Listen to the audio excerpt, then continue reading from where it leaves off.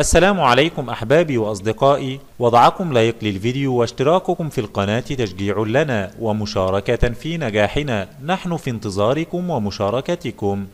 انتشر مرض إنفلونزا الطيور كثيرا وفي مرات متعددة، وهذا المرض خطير للغاية، فإذا أصيبت الطيور بالإنفلونزا فتكون الطيور فيها خطر كبير على حياة الإنسان، حيث يقضي هذا المرض على حياة الطيور ويقضي على حياة البشر.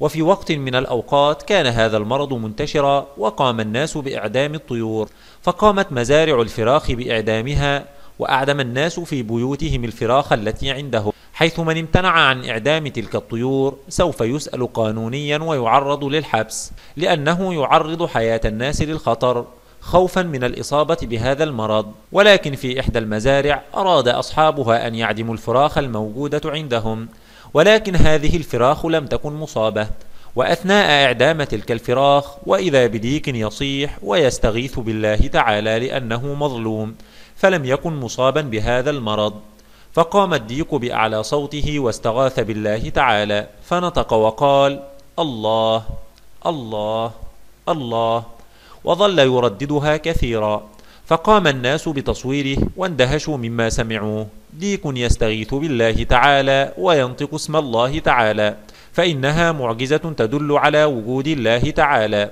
ويعلمنا هذا الديك ألا نلجأ إلا إلى الله تعالى، فهو وحده القادر على أن يرفع عنا البلاء، فعلينا ألا نلجأ لغيره.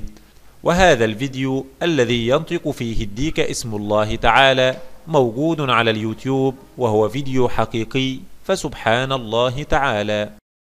اشترك معنا في القناة ليصلك كل جديد ومفيد. إذا أعجبك الفيديو اضغط لايك.